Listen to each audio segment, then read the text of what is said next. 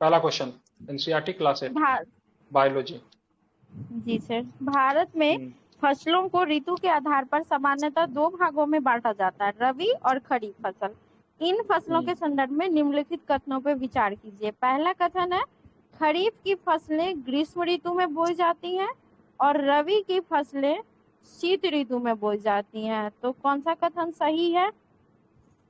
रबी की फसल शीत ऋतु में हुई। हाँ, केवल दो। कथन एक गलत है। कैसे गलत है? तो क्योंकि खरीफ की फसलें वर्षा ऋतु में जून से सितंबर में बोई जाती है, ना कि ग्रीष्म ऋतु में। तो ये कथन बिल्कुल गलत ठीक है। था।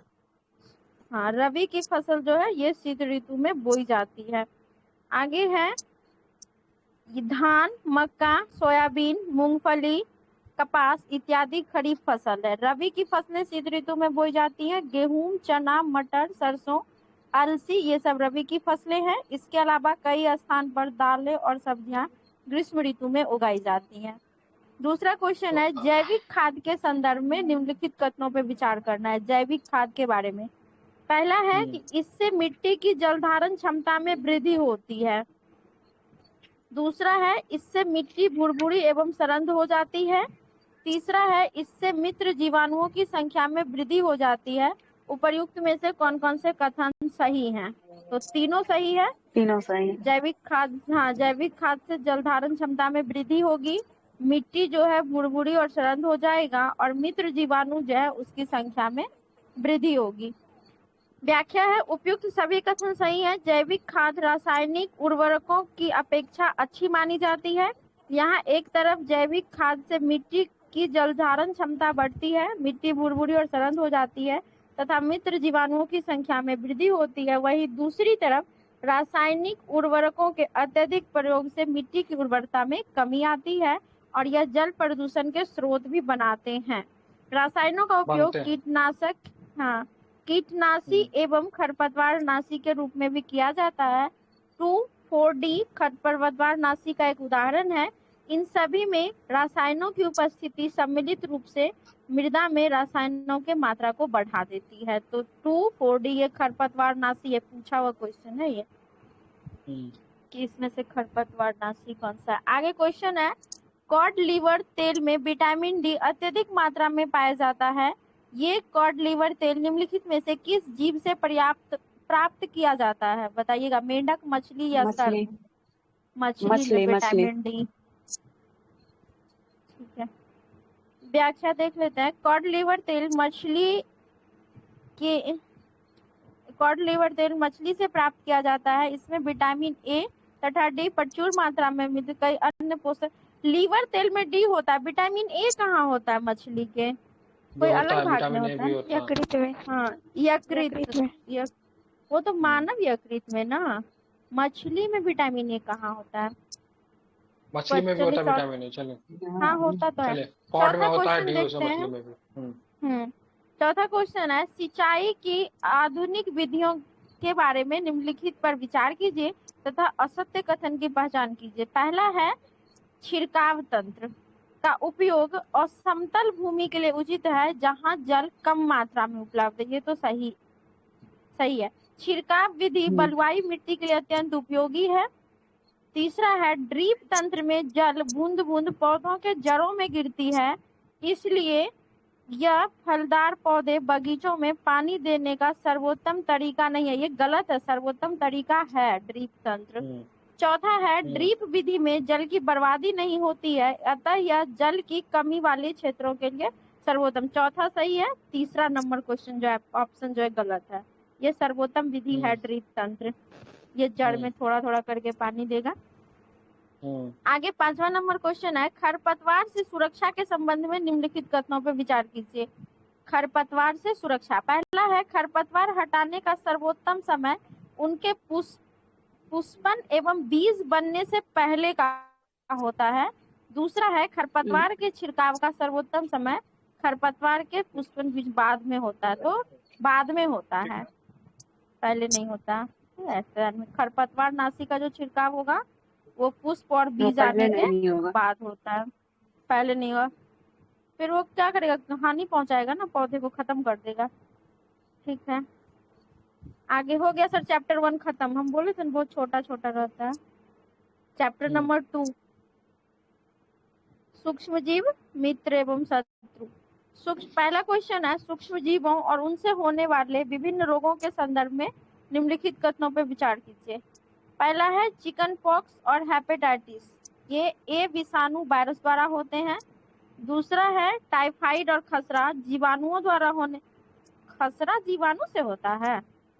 नहीं, बाद में करेंगे पर ठीक है पहले ठीक है। क्वेश्चन पर पर। अतिसार एवं मलेरिया प्रोटोजोआ द्वारा होता है। उपयुक्त में से कौन कौन से कथन सही है? तो बताइए आप लोग कौन कौन सा सही है। 1 और 2 सही है। 1 और 3 सही है। जो खसरा होता है वो वायरस है। खसरा वायरस से होता है। 1 और ये 3 सही सही है, है। ये सही है, ठीक है। हाँ, टाइफाइड और खसरा जो होता है जीवाणु से नहीं होता, वायरस से होता है। किससे टाइफाइड होता तो है? जीवाणु से होता है, लेकिन सॉरी, खसरा टाइफाइड। वायरस से होता है। खसरा जो होता है वायरस से होता है, वायरस से जिसको होता है, मीजल्स कहते हैं। बिल्कुल। बिल्कुल। हाँ, सॉल्यूशन आगे पढ़िए। सॉल्यूशन पढ़ रहे हैं। कथन 1 और कथन 3 सही है, परंतु 2 गलत है, क्योंकि खसरा जीवाणुओं के द्वारा नहीं बल्कि विषाणुओं के द्वारा होने वाला रोग है। जुकाम, इन्फ्लुएंजा एवं अधिकतर खांसी विषाणुओं द्वारा होते हैं। जानवरों के गाय में खुर और मुंह का रोग, जिसको फूड और माउथ रोग बोलते हैं, ये भी विषाणुओं के द्वारा होता है। आगे देख लेते हैं कौन रोग किससे होता है। सूक्ष्म जीव एवं उनसे होने वाले रोग और रोगों के संचरण के तरीकों का विवरण। खसरा वायरस से होता है और वायु के द्वारा फैलता है, ठीक है। चिकन पॉक्स ये भी विषाणुओं से होगा, वायु से विषाणु से फैलेगा या सीधे, हाँ एक मिनट, वायु से फैलेगा सीधा या फिर संपर्क। सीधा संपर्क से, यानी कि किसी व्यक्ति को अगर चिकन पॉक्स हुआ है, उसके टच में दूसरा व्यक्ति आएगा तो उसको भी हो जाएगा, यानी कि सीधे संपर्क से फैलेगा। तीसरा पोलियो है। पोलियो तो एक प्रकार का वायरस है। ये 2 माध्यम से फैलता है पोलियो, वायु से भी और जल माध्यम से भी, ठीक है। हेपेटाइटिस ए जो है ये भी एक प्रकार का वायरस है, ये जल के द्वारा फैलता है। उसके बाद तो वायरस वाले कितने हो गए? खसरा, चिकन पॉक्स, पोलियो और हेपेटाइटिस ए। अब देखते हैं जीवाणुओं से होने वाले रोग।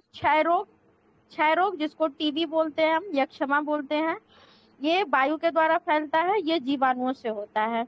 हैजा ये भी जीवाणुओं से होता है, ये 2 माध्यम से फैलता है, या तो दूषित जल से या फिर दूषित भोजन से। टाइफाइड ये जीवाणुओं से होता है, ये भी आपका जल इसका माध्यम है, संचरण का माध्यम क्या है? जल है। उसके बाद है मलेरिया, प्रोटोजोआ से फैलता है, मच्छर इसका संचरण करेगा। और अतिसार जो होता है ये भी प्रोटोजोआ होता है, जो जल के माध्यम से फैलता है। महात्मा बुद्ध अतिसार से ही नंबर गए थे सर जी। चलिए अब हम पूछते हैं, आप लोग बताइएगा, ठीक है। बताइएगा कि एक मिनट, मलेरिया किससे फैलेगा? मलेरिया का कारक कौन सा है? प्रोटोजोआ से। प्रोटोजोआ, ठीक है। चिकन पॉक्स, चिकन पॉक्स का कारक वायरस, ठीक है। हाँ ठीक है। हैजा जीवाणु से, बैक्टीरिया हैजा जीवाणु से। हाँ वही हो गया। टाइफाइड ये भी जीवाणु से। हाँ ठीक है, टाइफाइड और ही जीवाणु से। क्षय रोग ये भी जीवाणु से। ठीक है, आगे आते हैं। नेक्स्ट क्वेश्चन, चलिए सर जी आगे। ठीक है, क्वेश्चन नंबर 2 निम्नलिखित पे विचार करना है। शैवाल, ठीक है एस्पायरोगायरा, प्रोटोजोआ, क्लेमाइडोमोनास और कवक जो है राइजोपस है, जो कि ब्रेड मोल्ड जिसको बोलते हैं। उपयुक्त में से कौन कौन से सही है? आप ही लोग बताइए कौन सा गलत है। 1-3 सही है। 1-3 सही है। प्रोटोजोआ जो है ना, ये एक प्रकार, ये सॉरी प्रोटोजोआ बोलते हैं, कैलेमाइडोमोनास जो है ना, ये एक प्रकार का शैवाल है, यही गलत था। एस्पायरोगायरा और क्लेडोमोनास दोनों एक प्रकार का शैवाल ही होना चाहिए। प्रोटोजोआ के एग्जाम्पल देख लेते हैं। अमीबा, पैरामीशियम, याद रखिएगा ये दोनों क्या है? प्रोटोजोआ है। राइजोपस में देखते हैं तो ब्रेड मोल्ड भी इसको बोलते हैं। पेनिसिलियम हो गया, एस्परजिलियस हो गया, ये सब कवक के उदाहरण है। पेनिसिलियम से किसने खोज की थी? प्रतिजैविक की खोज अलेक्जेंडर फ्लेमिंग, क्या नाम था उसका? अलेक्जेंडर फ्लेमिंग, हाँ सर जी, अलेक्जेंडर फ्लेमिंग ही था। 1928 में। हाँ आगे पढ़ लेते हैं। सूक्ष्म जीव एक कोशिकीय हो सकते हैं, जैसे कि जीवाणु, कुछ शैवाल एवं प्रोटोजोआ बहुकोशिकीय होते हैं। नहीं, जीवाणु और कुछ शैवाल और जीवाणु और कुछ प्रोटोजोआ सवाल जो है, एक कोशिकीय, हाँ, प्रोटोजोआ अथवा बहुकोशीय जैसे कि सवाल एवं कवक है, ठीक है। शैवाल और कवक जो होता है ये हम्म, बहुकोशिकीय मतलब हो सकते शैवाल हैं, की ठीक बात है। करेंगे ना, शैवाल एक कोशीय भी हो सकता है और बहुकोशिकीय भी बहुकोशीय हो भी हो सकता सकता है, है, ठीक है, हाँ, ध्यान रखना। ठीक है। आगे, दूध से दही बनने की प्रक्रिया में निम्नलिखित में से किस सूक्ष्म जीव की आवश्यकता होती है? विदाउट ऑप्शन बता दीजिए, छोड़िए ना, ऑप्शन का क्या करेंगे। दूध से दही बनने में जीवाणु तो जीवाणु चाहिए कि कवक चाहिए कि वायरस चाहिए? जीवाणु चाहिए ना, जीवाणु चाहिए। चाहिए, ठीक, हाँ, लैक्टोबैसिलस नामक जीवाणु चाहिए, ठीक है। आगे इसको पढ़ ही लेते हैं। दूध से दही बनने के प्रक्रिया में जीवाणुओं की आवश्यकता होती है। दही में अनेक सूक्ष्मजीव पाए जाते हैं, जिनमें लैक्टोबैसिलस नामक जीवाणु प्रमुख है, जो दूध में जनन कर उसे दही में परिवर्तित कर देते हैं। जीवाणु पनीर, अचार एवं अन्य खाद्य पदार्थों के निर्माण में सहायक होते हैं। खाद्य पदार्थों में मिलाए जाने के बाद अपनी श्वसन प्रक्रिया में खमीर, जिसको ईस्ट कहते हैं, निम्नलिखित में से क्या उत्पादित करेगा? ऑक्सीजन, नाइट्रोजन, कार्बन डाइऑक्साइड या इनमें से कोई नहीं? Carbon dioxide. CO2, हाँ, ये याद रखिएगा। खमीर और ईस्ट जो है ना वो कार्बन डाइऑक्साइड। इसको पढ़ लेते हैं कि खाद्य पदार्थों में मिलाए जाने के बाद खमीर या ईस्ट, जिसको बोलते हैं, तीव्र गति से जनन करते हैं तथा अपनी श्वसन प्रक्रिया में कार्बन डाइऑक्साइड उत्पादित करते हैं। गैस के बुलबुले खमीर वाले खाद्य पदार्थों का क्या है ये? अपचयन करेगा, आयतन बढ़ा देता है। यही बेकिंग उद्योग में खमीर के उपयोग का आधार है, जिसमें कि ब्रेड, पेस्ट्री एवं केक बनाए जाते हैं। तो ये भी पूछेगा कि ब्रेड जो फूलता है, हाँ, ये ईस्ट जो एक प्रकार का कवक होता है। हाँ, कवक है। और ये भी क्वेश्चन बनता है कि जो डबल रोटी या ब्रेड जो फूलता है किसके कारण? तो CO2 के कारण। CO2 जो होता है ना उसी के कारण वो फूल जाता है। इसको ध्यान में रखिएगा। आगे देखेंगे क्वेश्चन नंबर 5, मिलान करना है, तो यहीं से मिलान करते हैं। किण्वन का बता दीजिए, फर्मेंटेशन किसने खोजा था? लुई पास्चर, बिल्कुल। पेंसिलिन अभी जस्ट सर ने बोला है, अलेक्जेंडर फ्लेमिंग। चेचक का टीका किसने खोजा था? Edward Jenner. और बैसिलस एंथ्रिस की खोज तो एक ही बच गया लास्ट में, रॉबर्ट कोच। नहीं भी याद होगा तो एक बचेगा तो मिक्स, ठीक है। पढ़ लेते हैं इसको। कौन हो गया सर जिसका? इम्पोर्टेंट है, ठीक है। चीनी के अल्कोहल में परिवर्तन की प्रक्रिया को किण्वन कहते हैं। लुई पास्चर ने किण्वन की खोज 1857 में की थी, जब हम लोग अंग्रेजों से लोहा ले रहे थे। पेंसिलिन की खोज सन 1929 में अलेक्जेंडर फ्लेमिंग द्वारा की गई थी। 28 पर है नहीं सर जी, हाँ, NCERT 1929 ही होगा, इसीलिए दे रहा है। पेंसिलिन एक प्रतिजैविक है, एंटीबायोटिक है, जो बीमारी पैदा करने वाले सूक्ष्मजीवों को नष्ट कर देती है। स्ट्रेप्टोमाइसिन, टेट्रासाइक्लिन और इरिथ्रोमाइसिन सामान्य रूप से उपयोग किए जाने वाले प्रतिजैविक है, जिन्हें कवक और जीवाणुओं से उत्पादित किया जाता है। यही देखिए पूछा था स्ट्रेप्टोमाइसिन पिछले साल की, इसमें से कौन सा प्रतिजैविक है? तो ये नाम याद रखिएगा, हो सकता है इस बार पूछ दे कि कौन सा नहीं है। तो कौन कौन सा हो गया? स्ट्रेप्टोमाइसिन, टेट्रासाइक्लिन और इरिथ्रोमाइसिन। ये तीनों आपका क्या प्रतिजैविक है? प्रतिजैविक हमें कहाँ से मिलेंगे? कवक और जीवाणु दोनों से। सिर्फ कवक के साथ नहीं जाना है, कवक और जीवाणु। लेकिन जो पेंसिलिन था वो एक प्रकार का कवक था। चेचक के टीके की खोज एडवर्ड जेनर ने सन 1798 में की थी। यदि मृत अथवा निष्क्रिय सूक्ष्मजीवों को स्वस्थ व्यक्ति के शरीर में प्रविष्ट करा दिया जाए तो शरीर की कोशिकाएं उसी के अनुसार लड़ने की प्रतिरक्षी उत्पन्न करके रोग कारक को नष्ट कर देती है। यही अवधारणा टीकों के विकसित करने किए जाने का आधार है। कोरोना वायरस में कोरोना ही तो दे रहा था बॉडी में टीके के रूप में, ताकि जब कोरोना दोबारा शरीर में प्रवेश करे वो पहले से लड़ने के लिए उससे पहचान जाए कि यही है, इसी के खिलाफ लड़ना है हमको। यही होता है टीकाकरण। रॉबर्ट कोच ने सन 1876 में बैसिलस एंथ्रेसिस नामक जीवाणु की खोज की, जो कि एंथ्रस रोग का कारण है। एंथ्रस मनुष्य एवं मवेशियों में होने वाले खुरा रोग इसी को बोलते हैं ना सर? कैसे? खुरा रोग इसी को बोलते हैं ना सर, खुरा जो जानवरों में होता है, खुर की कौन रोग होता है? वो हाँ तो सर फूड वही। एंड माउथ ना, वो तो नहीं फूड एंड खुर वो तो माउथ ना। कवक से होता है, खुर रोग से हाँ होता है ना, ये खुर जीवाणु से जो बोला। होता है। हाँ सर वही वही। अच्छा। फूड एंड माउथ तो सर कवक से होता है। बैसिलस एंथ्रीस ये क्या है ये भी ध्यान में रखिएगा, एक जीवाणु है, ये वायरस नहीं सोचिएगा इसको, ये इम्पोर्टेंट है, ये हाँ जीवाणु जीवाणु से चल। होता है ये, बैसिलस बिना एंथेरिक्स। बैक्टीरिया होता है ना बी से, बैसिलस तो ये भी रॉबर्ट कोच बैसिलस बी में। से। हाँ बी से बीजाणु जीवाणु भी होता है। आगे देखते हैं। हम्म, क्वेश्चन नंबर 6, निम्नलिखित युग्मों पर विचार करना है। हैजा किससे फैलेगा? यहीं से बता दीजिए। हैजा एडिस मच्छर। अच्छा सॉरी सॉरी सॉरी सॉरी, कहता है कि इनमें से कौन सा सही सुमेलित है, हमें ये जानना है, ठीक है।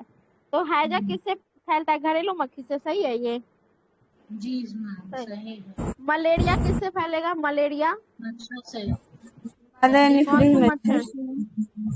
मादा एनोफिलिस से। और डेंगू प्लीज मच्छर से। ये दोनों को उल्टा डेंगू कर दिया एंडीज से है। हो गया, हाँ दोनों दोनों को को उल्टा उल्टा कर कर दिया। दिया। ठीक है,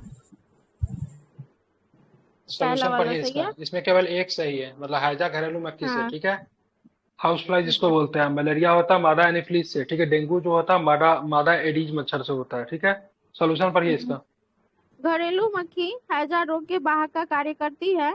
मादा एनोफिलिस मच्छर मलेरिया परजीवी प्लाज्मोडियम के वाहक का उदाहरण है। तो मलेरिया में हम्म, एनोफिलिस हो जाएगा, जो कि प्लाज्मोडियम भी याद में रखना है। और मादा हम्म, एडिस मच्छर जो है वो डेंगू के विषाणु का कारण है।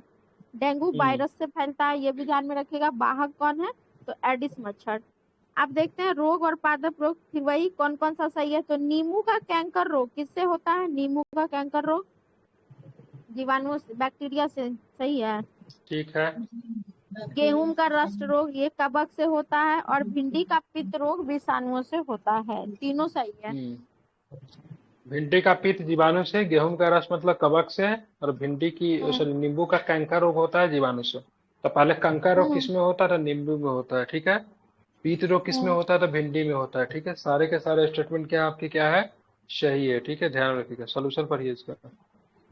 सोल्यूशन सही है, वही है कि नींबू का कैंकर रोग जीवाणुओं से फैलता है वायु के माध्यम से। गेहूं का रस्ट रोग कवक से फैलता है, वायु एवं बीज दोनों में हो सकता है। और भिंडी का जो पित्त रोग है वो विषाणुओं से फैलता है, यानी कि वायरस से फैलता है पित्त रोग भिंडी में। आगे कहाँ है? चलिए, खाद्य परीक्षकों के संदर्भ में निम्नलिखित कथनों पर विचार करना है। खाद्य परीक्षक सोडियम बेंजोइट तथा सोडियम मेटाबाइसल्फाइड सामान्य खाद्य परीक्षक हैं।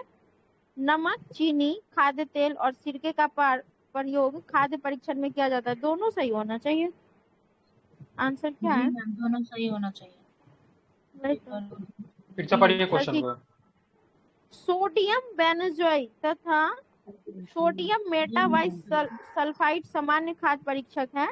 नमक, चीनी, खाद्य तेल और सिरका, ये तो सही है। नमक चीनी का तो प्रयोग अचार वगैरह में करते हैं। बिल्कुल, और जो भी दोनों सही होगा। पैकेट वाला हाँ। सामान सब जो होता है उसमें वो डाल के उसको लंबे अब समय तक इसमें सुरक्षित याद रखते हैं, ठीक रखने है। वाली बात है कि सोडियम बेंजोइट तो याद रहता है, यहाँ सोडियम मेटाबाइसल्फाइड को याद रखिएगा कि ये एक प्रकार का खाद्य परीक्षक है। Sodium metabisulphide. बस यही दोनों चैप्टर सही से है, तो ठीक है। हमें सोल्यूशन निकालना सोल्यूशन है पढ़िए। ढूंढ के। कहाँ सर जी सोल्यूशन? दोनों कथन सही है। सूक्ष्म जीव खाद्य पदार्थों को संदूषित कर देते हैं। खाद्य पदार्थों को संदूषण से बचाने के लिए खाद्य परीक्षकों का प्रयोग किया जाता है।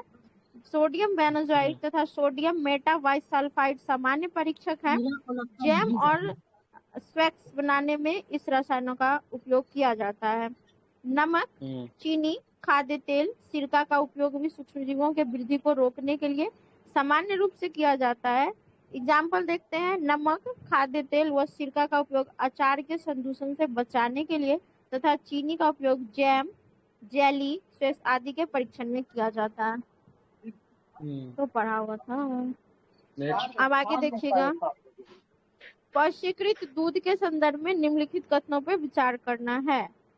परीक्षीकृत दूध को बिना उबाले उपयोग किया जा सकता है क्योंकि यह सूक्ष्म जीवों से मुक्त होता है। सही है, पहला वाला तो सही है। दूध बिल्कुल को वाष्पीकृत करने के लिए 70 डिग्री सेल्सियस पर 15 से 30 मिनट तक के लिए गर्म करते हैं, फिर एकाएक ठंडा करके उसका भंडारण कर लेते ये हैं। मिनट नहीं होगा, यहाँ पे सेकंड हो जाएगा। 15 से सेकेंड 30 होना चाहिए, सेकंड तक गर्म हाँ करते यही हैं ना, कि गलती मतलब किया क्या है, 15 से 30 मिनट के लिए सेकेंड करते हैं। तक। स्टेटमेंट सही है, ठीक है। अब पाश्चुरीकृत 17 मिल्क जो डिग्री। होता है, जो आपको सुधा वाला दूध जो जी मिलता है, जो कि गाँव किसमें मिलता है, दुकानों में मिलता है, तो उसको आप डायरेक्ट भी यूज कर हम सकते लोग हैं, कोई पीते हैं दिक्कत नहीं, वही क्योंकि सर। ऑलरेडी ठीक है सूक्ष्म जीवों से मतलब क्या होता है, मुक्त होता है, क्योंकि उनमें पाश्चुरीकृत का मतलब जो प्रक्रिया से गुजरने के लिए उसको 70 सेंटीमीटर पे 15 से 30 सेकंड तक मतलब क्या करते हैं, गर्म करते हैं, और फिर मतलब एकाएक 60 ठंडा कर देता है, सेल्सियस। फिर उसको मतलब भंडारण करते हैं, पैकेटिंग करते हैं, ठीक है, पैकेजिंग करते हैं, ठीक है। तो यहाँ पे देखेंगे केवल एक स्टेटमेंट सही है। यहाँ पे क्या रहेंगे, 70 सेंटीमीटर, सॉरी 70 डिग्री सेल्सियस पे 15 से 30 मिनट नहीं, यहाँ पे क्या होगा, सेकेंड होगा, ठीक है। सोल्यूशन पर ये इसका कथन एक सही है, वाष्पीकृत दूध को बिना उबाले उपयोग किया जा सकता है क्योंकि यह सूक्ष्म जीवों से मुक्त होता है। वाष्पीकृत करने के लिए दूध को 70 डिग्री सेल्सियस पर 15 से 30 सेकंड के लिए गर्म करते हैं, फिर एकाएक ठंडा करके उसका भंडारण कर लेते हैं। ऐसा करने से सूक्ष्म जीवों की वृद्धि रुक जाती है, अतः कथन 2 गलत। वही मिनट और सेकंड में थोड़ा सा हेरफेर किया था। दो इस प्रक्रिया की खोज लुई पॉस्चर नामक लुई वैज्ञानिक ने पॉस्चर की ने थी। की। कब किया था इसलिए बताइए, अभी ऊपर पढ़े थे ना? नहीं, किन्वन का इस पढ़े थे, इसका नहीं पढ़े हैं। लुई पॉस्चर ने किया था इसको 1875। 1857 में क्रांति से याद किए नहीं, थे। 1857 में फर्मेंटेशन किन्वन का खोज हुआ था 1857 में, जो अच्छा, कि किसने किया था? पाश्चुराइजेशन किन्वन का खोज किसने किया? 1857 वही लुई किसने किया? Pasteur. Louis Louis Pasteur. Pasteur. ठीक है, ये स्पष्टीकरण। आगे बढ़ सर जी, 10 नंबर क्वेश्चन स्क्रीन सही कीजिए।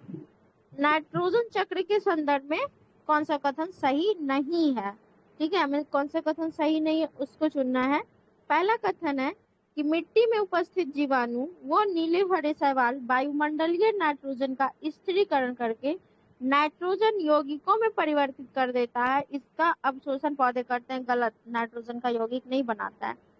पौधों पर निर्भर करने वाले जंतु पौधों से इनके द्वारा संश्लेषित प्रोटीन एवं अन्य नाइट्रोजन यौगिक प्राप्त करते हैं। पौधों पर निर्भर करने वाले जंतु पौधों से उनके द्वारा संश्लेषित प्रोटीन और अन्य नाइट्रोजन यौगिक प्राप्त करते हैं। तीसरा है कि पाश्चराइजेशन का पौधों, 1857 होगा। अच्छा किण्वन और ये दोनों एक ही साथ हुआ था? किण्वन वही मतलब पहले किण्वन का प्रयोग किया गया जो कि शराब में होता था, ठीक है, तो वही उसी हाँ प्रोसेस के बाद में मिल्क में भी करने लगा, ठीक है। ठीक है सर। किण्वन पौधों शराब के एवं, लिए आया था। ठीक है पढ़े 10 नंबर। हम्म। पौधों एवं जंतुओं के मृत्यु के बाद मिट्टी में उपस्थित जीवाणु एवं कवक नाइट्रोजनी अपशिष्ट को नाइट्रोजनी यौगिक में परिवर्तित कर देता है, और जो पौधों द्वारा पुनः प्रयोग किया जाता है।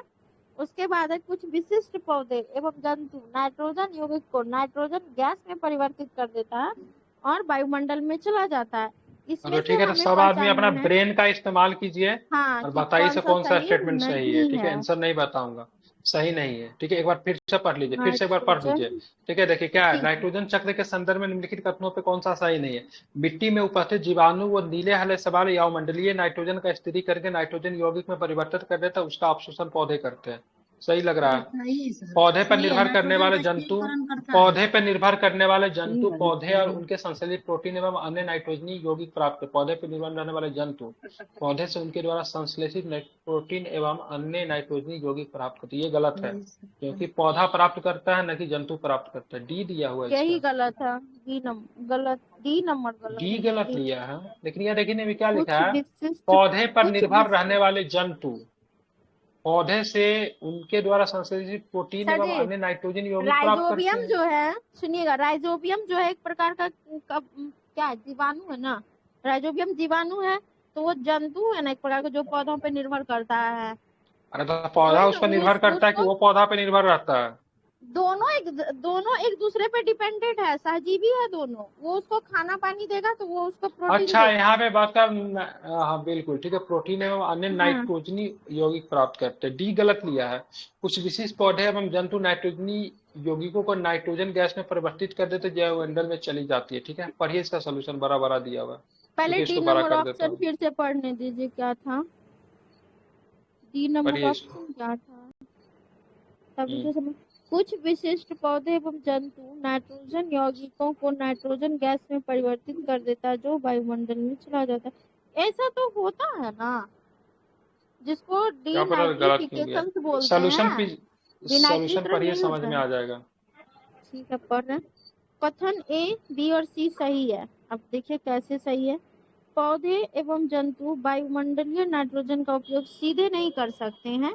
मिट्टी में उपस्थित जीवाणु जैसे राइजोबियम, नीले हरे शैवाल तथा कभी कभी त्वरित विद्युत द्वारा वायुमंडल की नाइट्रोजन का स्थिरीकरण करके नाइट्रोजन यौगिकों में परिवर्तित कर देता है। ये तो सही है। पौधे इन यौगिकों का अवशोषण करके प्रोटीन एवं अन्य यौगिकों का संश्लेषण करते हैं। इनका उपयोग पौधों पर निर्भर जंतुओं द्वारा किया जाता है। जंतु करते हैं। पौधे एवं जंतुओं को मृत्यु के बाद मिट्टी में उपस्थित जीवाणुओं और कवकों द्वारा नाइट्रोजनी अपशिष्ट का नाइट्रोजनी यौगिकों में परिवर्तित कर दिया जाता है, जिसका उपयोग पौधे पुनः कर पाते हैं। नाइट्रोजन जड़ के अंतिम चरण में कुछ विशिष्ट जीवाणुओं द्वारा नाइट्रोजन यौगिक को नाइट्रोजन गैस में परिवर्तित कर दिया जाता है। परिणत वायुमंडल में नाइट्रोजन की मात्रा लगभग स्थिर रहती है, अर्थात कथन डी गलत है। एक बार फिर से डी नंबर ऑप्शन देखें तो क्या है, कैसे गलत है। जीवाणु, कुछ विशिष्ट जीवाणु नाइट्रोजन यौगिक को, यहाँ क्या पौधे, अच्छा पौधा, जंतु नहीं हाँ करता पौधा बल्कि नहीं बदलता है, जीवाणु उसको करता है, यही गलत था। यहाँ पे दिया क्रिया हुआ है उसको कि करता कुछ है। विशिष्ट पौधे जो हैं नाइट्रोजन यौगिक को जिसको विनाइट्रीकरण बोलते हैं या डिनाइट्रिफिकेशन से जिसको बोलता है, उसमें नाइट्रोजन यहाँ कुछ विशेष जीवाणु होता है। कितना क्रिटिकल ऑप्शन देता है, छोटा सा गलती हो गया सर जी। 2 चैप्टर खत्म, 2 लेसन नंबर खत्म 3। हो गया। ठीक है, अब ऐसा कीजिए, ठीक है, इसको स्किप करते हैं। ठीक है, 2 लेसन हो गया। ठीक है, पल्लवी जी बिहार का कोई किताब है तो बिहार से कुछ फैक्ट पूछ लीजिए।